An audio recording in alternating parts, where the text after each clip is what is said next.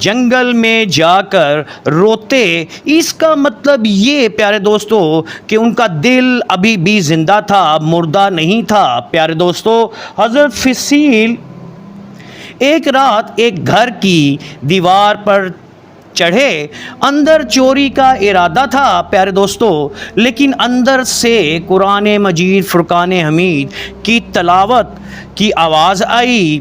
بس ایک آیت نے ان کی زندگی کا دھارا بدل دیا۔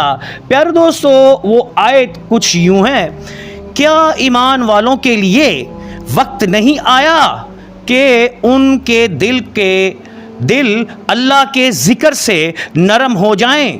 بس پیارے دوستو، فصیل لرز اٹھے، دیوار سے اترے، آنکھیں نم ہوئیں اور دل ہل گیا۔ فصیل، کیا تیرا وقت نہیں آیا؟ یہ ان کے ضمیر نے اندر سے آواز دی۔